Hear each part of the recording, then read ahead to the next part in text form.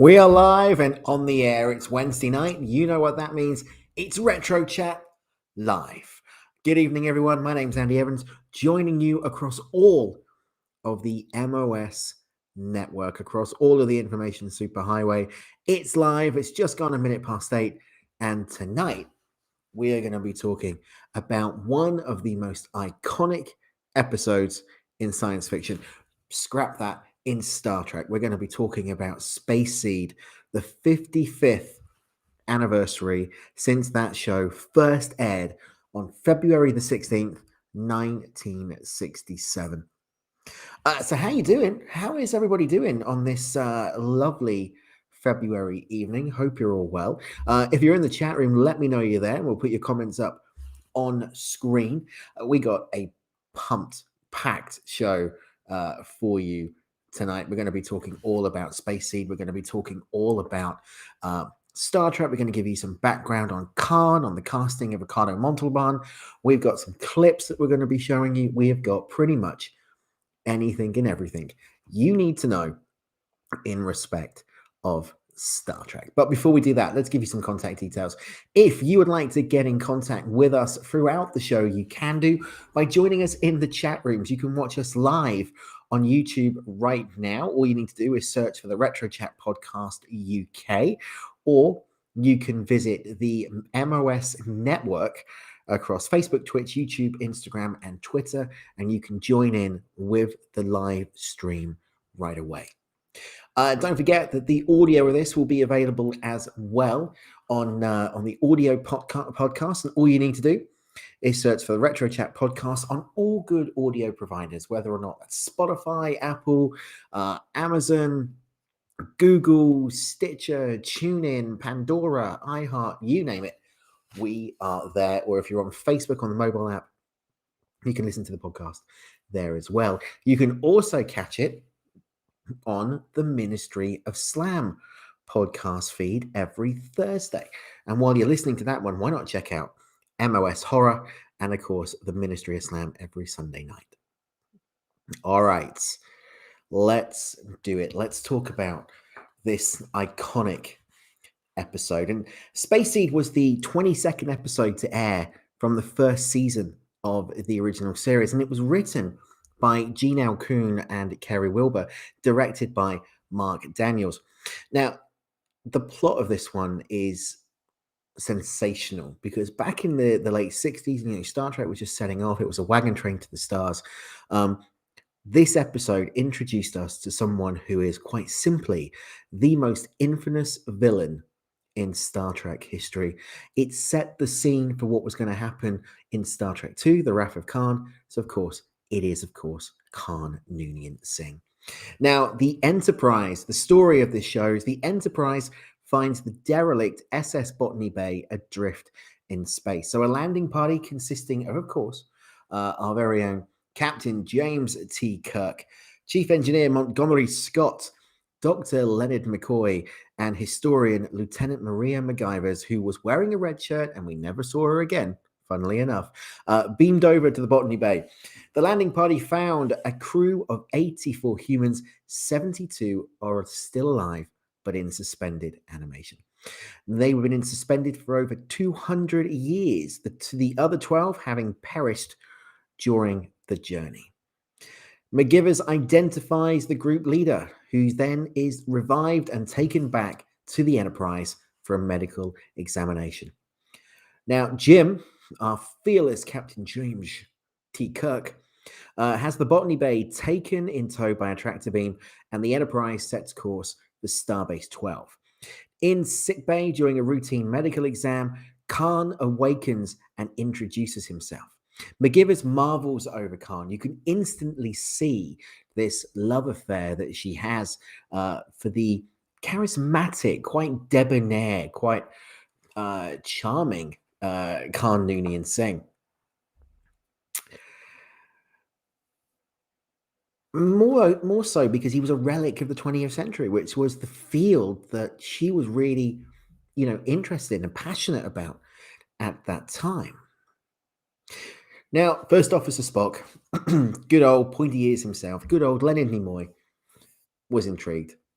by this crew of the Botany Bay. He was intrigued by the story of Khan Noonien Singh, so he went and did what he normally does and did some research, and he discovered that the guest is actually Khan Noonien Singh, who, along with his people, are products of 20th century selective breeding designed to create the perfect human. Sound familiar? The genetic superhumans instead became tyrants and conquered more than a third of the planet during the eugenics wars of the 1990s. Khan, who was then placed under guard in his quarters, McGivers is sent to brief him on the current events, and taking advantage of his attraction and her attraction towards him, Khan tells her he means to rule mankind once again and needs her help to take over the Enterprise.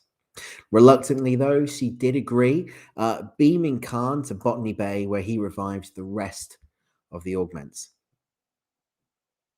They return to the Enterprise and they take control of the ship. Khan throws Kirk into a decompression chamber and threatens to slowly suffocate him unless Kirk's command crew agree to follow Khan.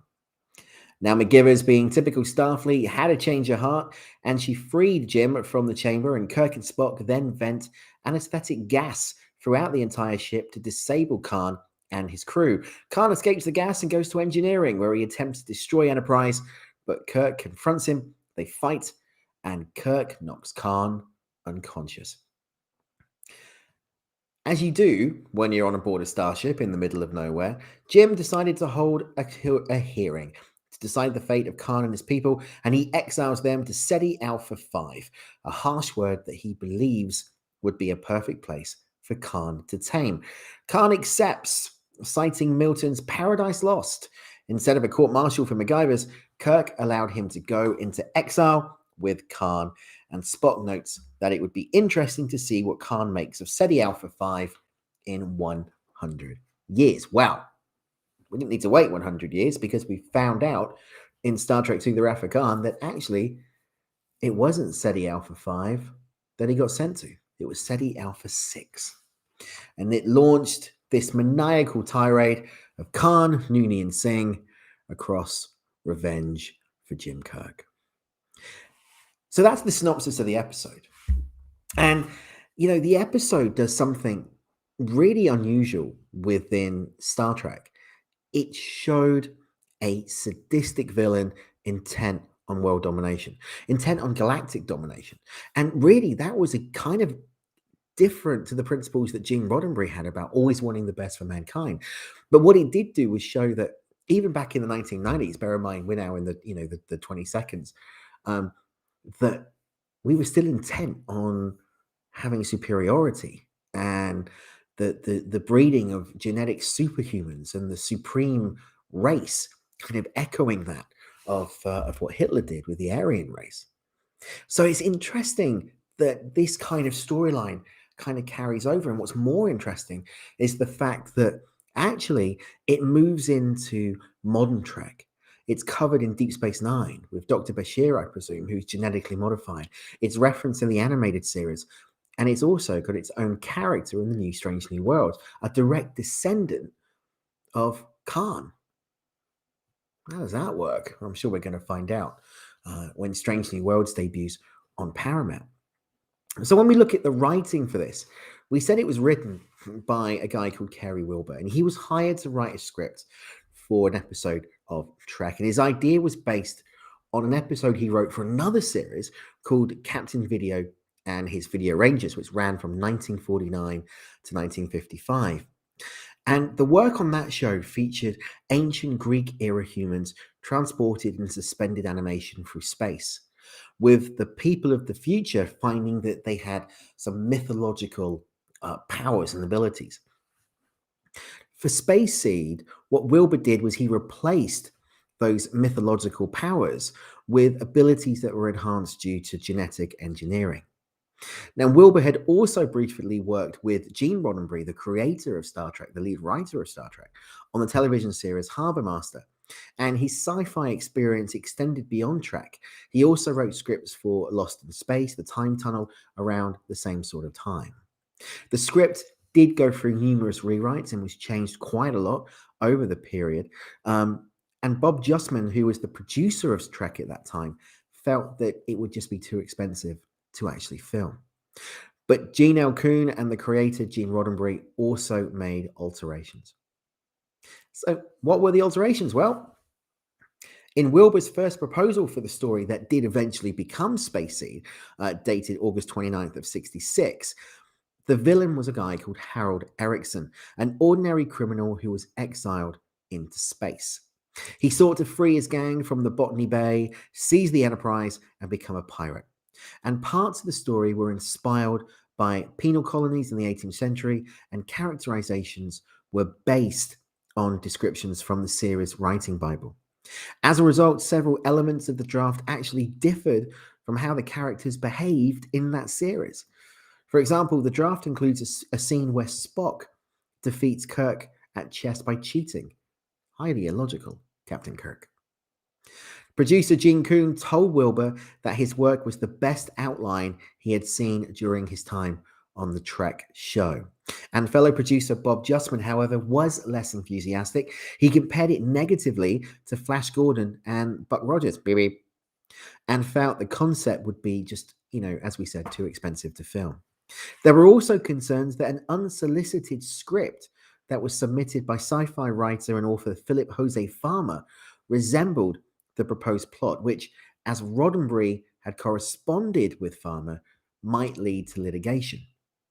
So, with this in mind, NBC executives reviewed the script for Space Seed, they reviewed the plot, and they approved it, but Justman reassessed the outline, saying that it did need to be heavily revised. So in September of that year, Wilbur was given a list of suggested changes. Now, we all know in Hollywood that doesn't necessarily mean they're suggested. It means you make the changes. And they included asking him to remove any mention of the setting, as the producers did not want to say how far in the future Trek was actually set. And also to remove the chess scene, which actually, knowing the characters of Spock, was totally out of character for him. Wilbur submitted the second draft, but Roddenberry still had problems with basic elements. And one thing that we come to know throughout Star Trek is that Roddenberry had problems with pretty much any script that he wasn't penned with. And we see that a lot in the movies and the series. If you read William Shatner's Movie Memories book, he goes into great detail about how Roddenberry was actually opposed to Khan being in Star Trek II, The Wrath of Khan, and wanted to change the script and change the story because he wasn't in control anymore. Wilbur submitted a second draft. Roddenberry still had problems with basic elements, like we said. He didn't believe that common criminals would be fired into space as a solution, and he strongly disliked the notion of space pirates. Why? Space pirates are great. The Orion Syndicate, space pirates, they're brilliant. The second draft introduced the idea that Kirk marooned Erickson and his crew on a new planet, and this did remain in the final version, SETI Alpha 5. Wilbur, however, wasn't asked to produce a third draft. Coon was tasked with the rewrite. He submitted it on the 7th of December 1966 and updated it twice over the following 6 days. Wilbur accepted the rewrites and left the staff of Trek after the submission of his second draft, as his contractual obligations were therefore complete. So he didn't actually see the episode finish in its entirety. It was changed from its original plan.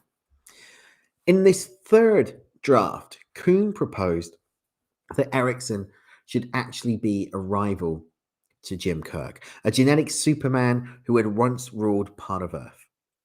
Roddenberry and Justman were still unhappy with the script. They just couldn't get it right, and Roddenberry revised it once more a week before filming was due to begin, and that was after Ricardo Montalban had been cast. In this version of the script, the bland Nordic character of Erickson became closer to the man who became Khan, who resembled the Khan and the version that we then saw on screen. In Roddenberry and Coon's script, the character was renamed Sibal Khan Noonien. The name Govind Bahadur Singh was suggested by the DeForest Research Company, who checked scripts for potential errors on behalf of NBC, on behalf of the production company.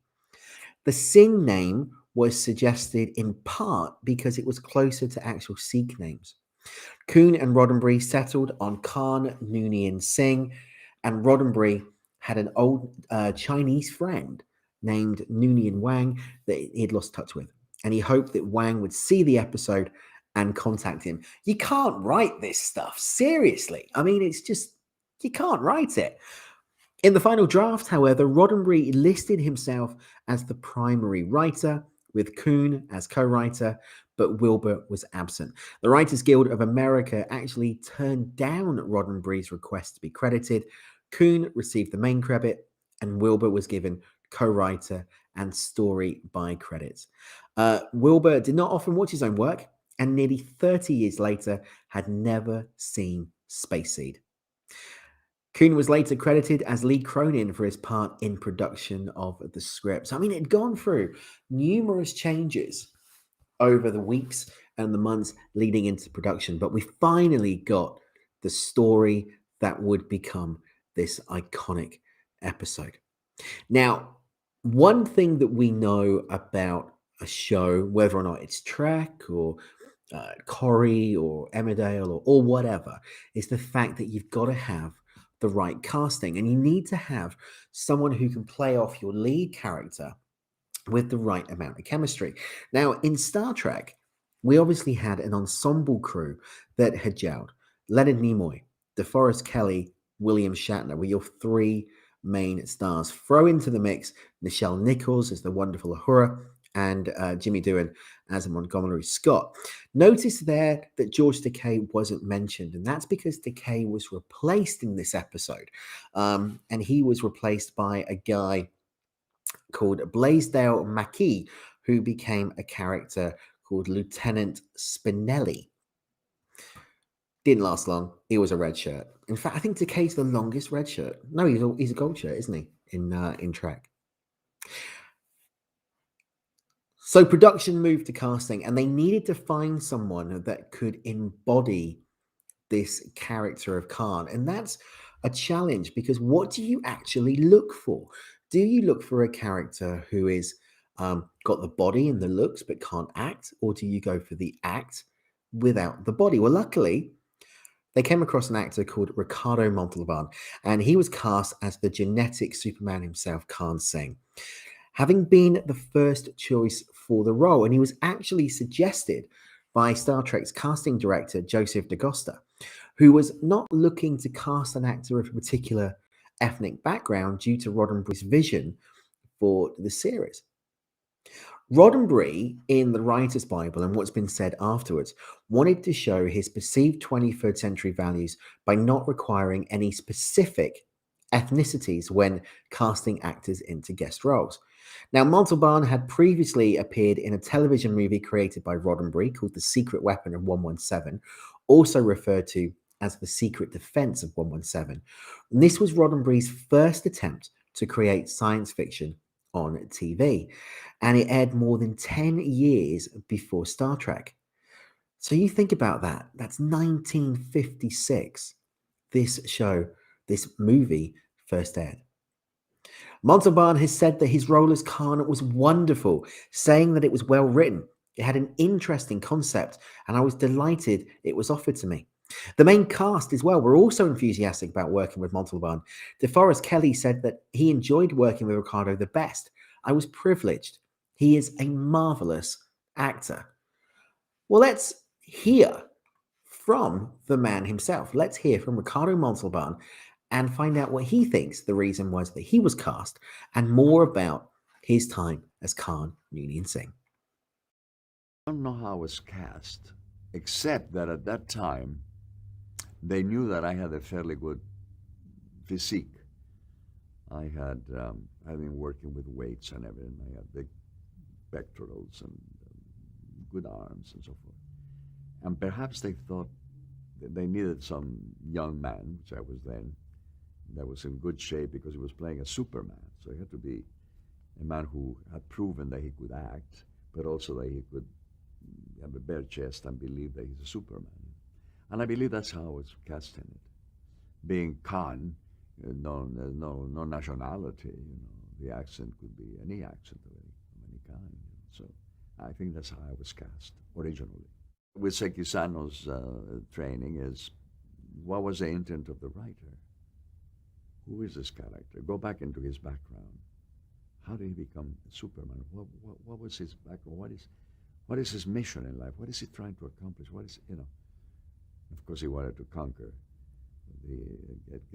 the Enterprise, to get hold of the Enterprise and become rule the world. So it was once you know the intent of the writer, and you use tech. No, there's no role that would be too difficult. I'll tell you what is difficult to do. You can ask any actor. One of the most difficult things for an actor to do is what we call exposition. Exposition, in which you have to set the stage or explain something that you're not involved, mentally. I mean, not mentally, but passionately. You're not involved with any, no emotion. Just, who is that, boss? Well, that's Miss Frances Jones from Arkansas. What's his fantasy, boss? Well, her fantasy is that when she was a little girl, her mother punished her by taking her doll away from her, and she never saw that doll again. She would like to see that doll again. Can we do that, boss? Of course, we can do that. I mean, that you cannot. You have to make it palatable. You have to use all your imagination, all the tech that you have, the humor, the energy, inventiveness, so that people don't go while you're doing exposition. And for 7 years, that's all I did in Fantasy Island was exposition, setting the stage for somebody else, setting the stage for what was to happen. Now remember, once you start your fantasy, you cannot go back. Will you do that? All right. I mean, there was never any emotion. Never. That's why when I did Khan, I was able to really portray emotion after that. I was dying to portray emotion, and that's what happened. But exposition, to me, and to many actors that I've talked to, is the most difficult thing. Very ungrateful. Nobody's going to say, he was great doing that. No. You have to have. See, what happens very often is that many actors who are big stars, they get, I'm not going to exaggerate, but 50 scripts. And you go, that's no good. No, this, maybe it's possibility to put it here. And finally they come to 3 of them. I say, well, this one. But in my case, as a Mexican actor, I never had the luxury of having 10 scripts or 5, or 2, 1 script. Take it or leave it. Well, I have to support my family, and I have to do it. And I realized that you're only an actor when you're acting, you see. And it was Gene Lockhart, a wonderful character actor. I got to know him, and I said, Mr. Lockhart, how does one maintain a career like yours? I mean, you will work as long as you want. You are very respected by your peers, wonderful roles. How do you do it? And that's when he said, Ricardo, you're only an actor when you're acting. You're not an actor when you're waiting for the phone to ring, hoping it's your agent to tell you to have a job. When you're waiting, you're not an actor. You're a miserable, insecure human being. You're only an actor when you're acting. So act and act some more. Don't ever turn down a role when you don't have a role, he said. Never turn down a role. Unless it goes against your principles, moral principles, or detrimental to a country or something. I would never do that. And so act and act some more, he said to me, and that's what I did. The legend Ricardo Montalban talking not only about his time playing Khan and why he enjoyed the character so much, but also about why you don't turn down a role. I mean, Ricardo Montalban, known for The Love Boat, known for this episode, known for the Planet of the Apes movies as well, just embodies the whole persona of Khan. I don't think you could have found somebody then, now, or even in the future that could portray that character better. And I include Benedict Cumberbatch in that, in the remake of Into Darkness. There's just something about that Mexican look that he's got, the facial features, the voice, the tone, that quiet calm of speech that he has when he puts over the words, the lines, the emotion, that just really kind of sometimes sends chills down his spine, because he is sinister, he's evil, calculating, but it's so believable, and the testament to what a great actor is really all about. So we go back to the episode and we go back to the production of it. We've now cast our lead villain, but what we now need to do is cast the love interest. And a lady called Madeline Rue portrayed Lieutenant Maria MacGyvers, and she'd previously, even easy for me to say, I know, previously worked with Montalban in an episode of Bonanza in 1960, has his on-screen wife. So already that chemistry between those two is there. She then later appeared with him in a 1982 episode of Fantasy Island. Sorry, Fantasy Island, not The Love Boat. Montalban and Rue appeared in separate episodes of Gene Roddenberry's previous NBC series, The Lieutenant, that ran from 1963 to 1964. And as we mentioned, George Takei didn't appear in Space Seed. Now, the filming of the episode began on December the 15th, 1966, and it wrapped on December the 22nd of the same year. That was only 6 days of shooting. Now, that's a quick turnaround for an episode now, let alone back in the 1960s. Roddenberry, Kuhn, and Wilbur's rewrites resulted in a shooting script of nearly 60 pages and 120 unique scenes. Mark Daniels was hired to direct the episode, who had previously worked on The Lieutenant, and the first day's filming coincided with the airing of the episode Balance of Terror, which was the debut of the Romulans, and is also known for introducing us to the great species, the great character, and of course the actor who portrayed Sarek throughout the remainder of the series. And for the life of me, I cannot remember the actor's name. So terrible. Someone please in the chat room tell me who the actor's name is, because I have totally gone blank and cannot remember it. Right. A scene filmed but later cut from the episode of Space Seed depicted a discussion between MacGyvers and another character called Angela Martine, played by Barbara Baldwin, intended to show that MacGyvers was looking for a forceful man. Further scenes were trimmed after filming, which following input from NBC. For example, scenes shot on the Botany Bay were cut as executives felt the costumes worn by the newly awakened crew were too revealing, bearing in mind we are, of course, in the 1960s. Now, the character of Khan himself required 5 different costumes, more than any other guest star in the entire series. Now, this meant that the production staff who were working on costumes had less time to devote to any one costume. Montalban's athletic physique was such that when his measurements were passed to them, staff thought that there had been a mistake. Costume designer William Ware Thies found it challenging to produce the outfits in the time allotted, and he had to make the material seem suitably futuristic and to fit his own preferences in design. Now, the production team built 2 different sets for the episode: the decompression chamber that was in sickbay and the set on board the Botany Bay. A door frame from that set was later reused as an overhead unit in Dr. McCoy's research lab, which appeared later in the series. Now, post-production on Space Seed, bear in mind it finished filming on the 22nd, began on the 23rd of December 1966, and went right the way through to February the 5th the following year.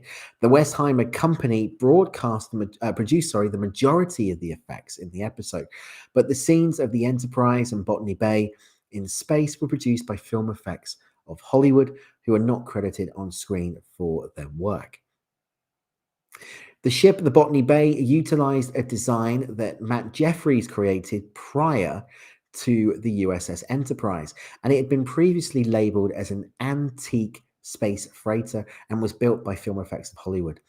Now, the creation of the miniature caused the episode to go over budget by more than $12,000. Space Seed actually cost production a total of $197,262 compared to a budget of $180,000. By this point, the series in general was nearly $80,000 over budget in total. So a massive loss already to NBC. The Botany Bay model was later repurposed as a freighter for the episode The Ultimate Computer. Now, the sound effects team borrowed the effects and manipulated them in order to achieve the painted sound effect that was sought by Roddenberry. Although a number of sources were used, they attempted to avoid most sci-fi TV series as they wanted that authentic sound, this level of detail. The sound archive of the US Air Force was used, although the photon torpedo sound was created from the 1953 film The War of the Worlds. Space Seed was awarded the Golden Reel for sound editing by the Motion Picture Sound Editors Society, so a major achievement. And that brings us up to the present day. Space Seed first broadcast on February the 16th, 1967 on NBC. And this is what it looked like. Captain's log, stardate 3142.3. Slightly over 2 centuries ago, a group of scientists planned for a race of supermen and created conquistadors. Name, Khan Noonien Singh. From 1992 through 1996, absolute ruler of more than a quarter of your world. Well, either choke me or cut my throat. You fled. Why? Were you afraid? I've never been afraid. But you left at the very time mankind needed courage. We offered the world order. I intend to take this ship. Will you assist me? Oh, please, Khan, don't ask me. Leave me then. The battle begins again. Only this time it is not the world who will win. It's the universe. Happy. You're no match for me.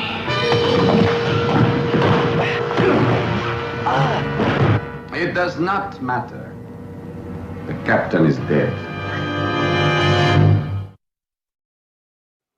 I want to go watch the episode right now. In fact, when I'm done here, I'm going to go watch it again. What a cracking looking episode, wasn't it? And very different to what you would expect for a sci-fi show. I mean, think about what you were seeing in that trailer. You had everything from physical violence on a woman, an attempted strike on a female, a push down, a shove, things that you wouldn't really even see now on TV was being shown back in 1967. So when the show was first aired, as we said, an overnight Trendex report that was compiled by Nielsen showed that during the first half hour, it held second place in the ratings behind Bewitched on ABC with 13.2 million viewers compared to Bewitched 14.44. It even went ahead and beat Marlon Brando's One-Eyed Jack's film that was the Thursday night movie on CBS at the time. So the demand was there, but like anything with Star Trek, it grew, it manifested, it became fan-loved over the years and over the decades. And the critical reception of this episode has just been absolutely staggering. And I'm looking at my notes on my show plan because, yes, I do have a show plan, as you can imagine. In 1967, the Indiana Gazette described Space Seed as a good piece of science fiction.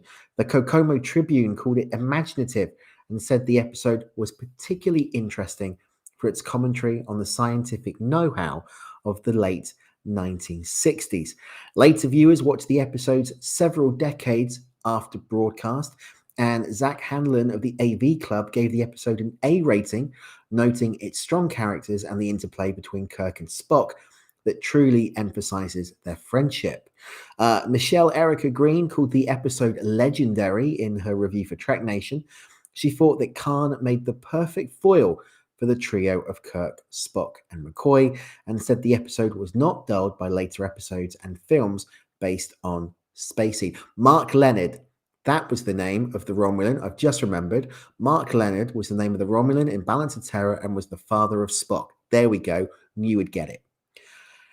Whew. Wow.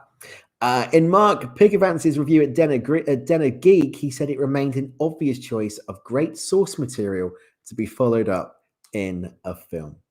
The episode appears in numerous publications' list of top original series episodes, including Newsweek, Forbes, Collider, TV Guide, Vulture, and Entertainment Weekly.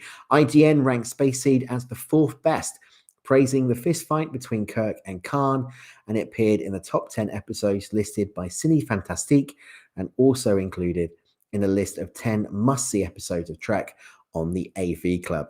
Handlin said that it features a terrific performance from guest star Montalban, gives the franchise one of its greatest villains, and sets the stage for one of the best sci-fi adventure movies ever made. And we'll be touching on that in another episode right here on Retro Chat. Now, Space Seed was the first Star Trek episode to go on sale on VHS as a single episode, and that was in June 1982 by Paramount Home Video. A laserdisc of the episode alongside Return of the Archons was released in 1985, and further releases of all of the episodes were made on VHS and Betamax. The releases reverted to a single episode tape as in the original 1982. And of course, now they are all remastered and available on Netflix.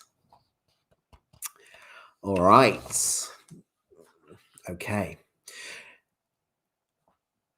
When the series was released on Blu-ray back in 2009, the release featured a CGI remodels of the Enterprise and other scenes, including the Botany Bay. The most recent release of Space Seed is as part of Star Trek The Origins collection on Blu-ray, which was released in 2013. Now, moving on, we can talk about this all we really want, because Khan has had a legacy going through the Star Trek franchise over the past 60 years. We know that Ricardo Montalban appears in the Wrath of Khan film from Star Trek in 1982, which is still arguably the greatest Star Trek movie of all time. But in reprising Khan for that movie, Montalban was actually worried that fans would see him only as Mr. Rourke from Fantasy Island. But he thought that he managed to recapture the character after rewatching Space Seed. And like I said, in a future episode, we will touch on the Wrath of Khan. Now, where else was it? Where else has Khan been referenced? Space Seed and the Wrath of Khan were also directly referenced in Into Darkness, the Kelvin timeline Star Trek movies in which Benedict Cumberbatch portrayed the villain. The film took $70.1 million on the opening weekend and $467.3 million internationally throughout the cinematic release. The TV series Enterprise, the last of the original Star Trek TV series, makes several further references to the events first described in Space Seed. In Twilight, the survivors of the Xindi attack on Earth eventually resettle on Ceti Alpha 5. The development of Khan and his followers was said to have been through selective breeding. And that continued in the episode Dr. Bashir, I presume, from Star Trek Deep Space Nine. The eugenic wars really kind of took off. There was a great novelization, a two-parter called The Eugenics War, available from Simon & Schuster and Pocket Books. Check that out. It carries on throughout the series. I mean, Space Seed for me, now we've gone through all of the, the production bits and the information. If you say what is your favorite episode of Trek across any series, whether or not it's Voyager or DS9 or Enterprise or whatever, this is up there, at least in the top 5. I'm not going to say it's the top episode, because that would go to Best of Both Worlds for the Next Generation, but it's up there in the top 5.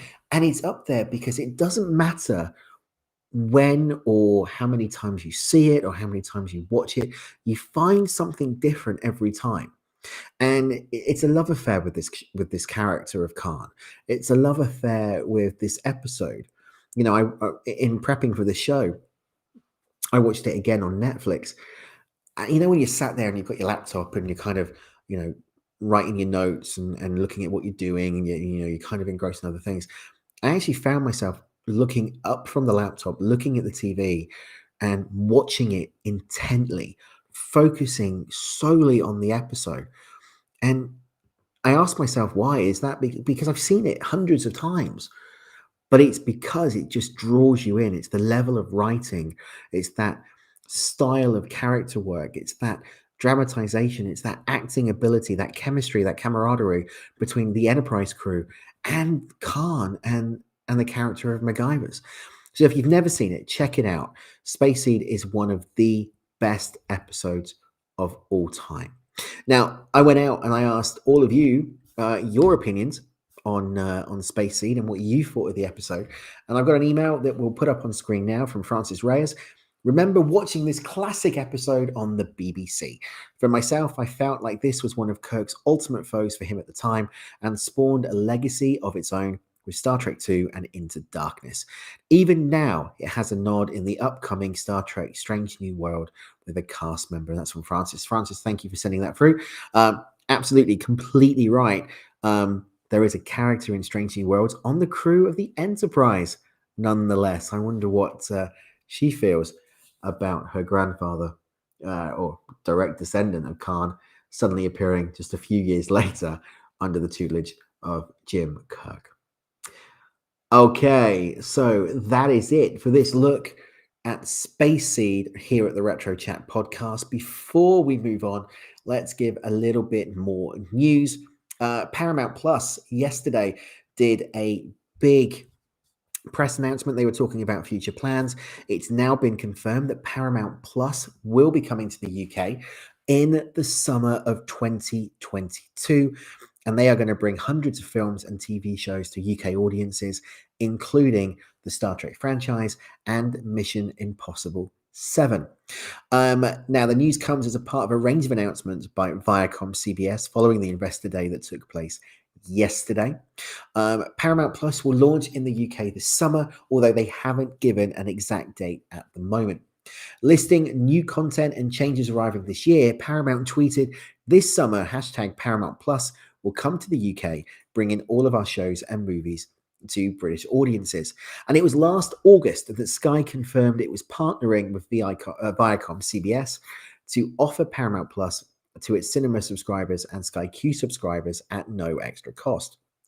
Paramount Plus will also be available to those who do not have a Sky Cinema subscription via the app for iOS and Android, as well as being supported across connected TV and OTT platforms.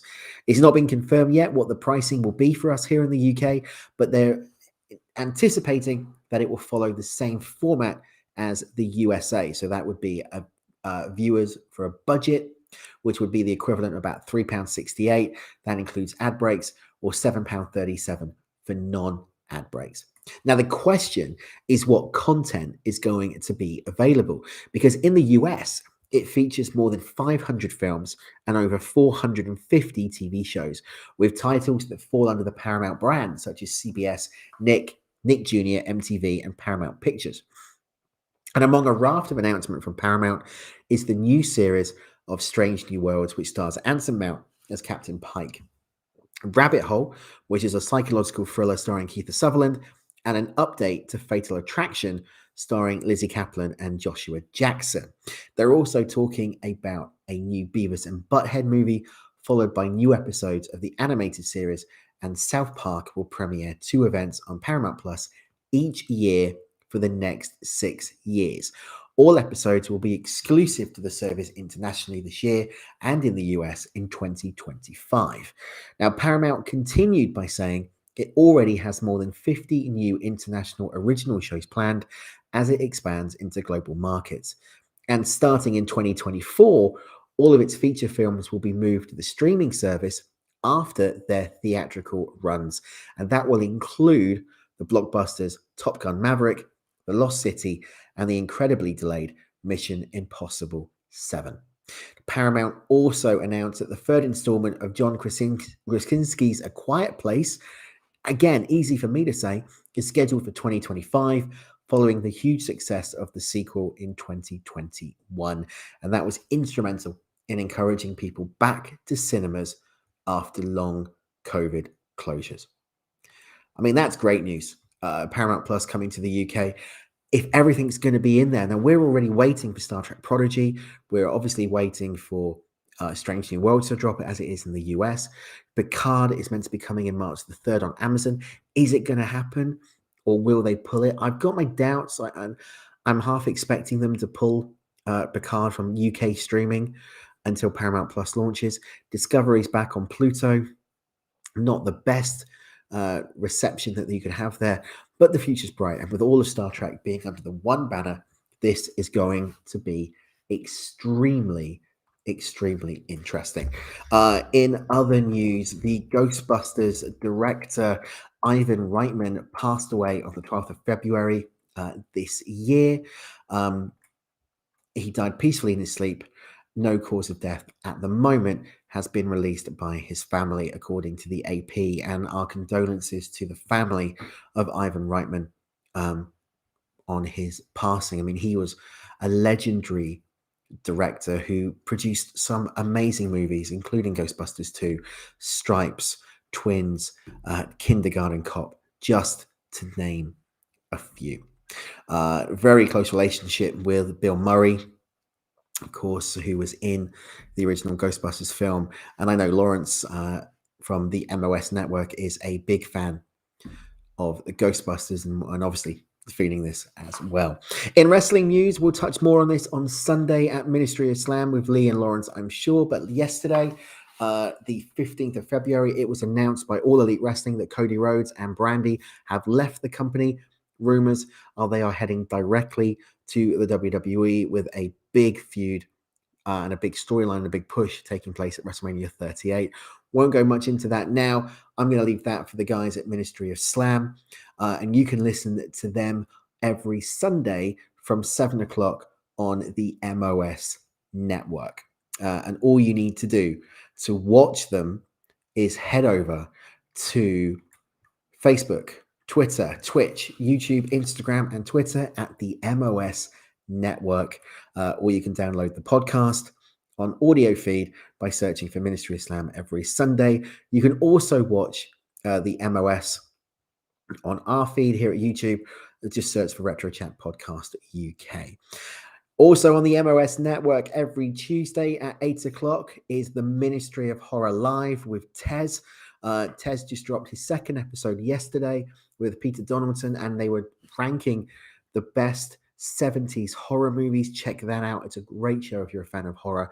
And Tez and I will be getting together very soon to talk about a retro horror crossover. We're going to be looking at the X-Files episode Home. More details on that in the coming weeks, as in when that's going to be happening. Now, join us on Twitter and join in the conversation at Retro Chat Pod using the hashtag Back in Time, and follow us on Facebook, Instagram, and on Twitch at Retro Chat Podcast. Now, we're going to be back next Wednesday for a special 40th episode, and I can't do it on my own. So joining me for this one will be Lee, Lawrence, and my partner from the Master of the Universe Chronicles, Chris Vint, as we will be looking at Cobra Kai. And not just Cobra Kai, we're going to be looking at the legacy of the Karate Kid. Live, 8 o'clock next Wednesday, right here on the Information Superhighway across the MOS network.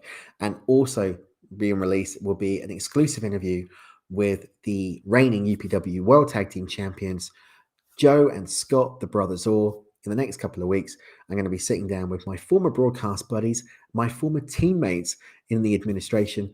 We're going to be having a chat about their run and their love of retro and video games. So we'll be checking that out. More details on that next week. Until then, all that's left for me to say is thank you for joining me. Happy 55th birthday to Space Seed. We will see you all next week. Until then, so long, take care, be well, live long, and prosper. See you very soon.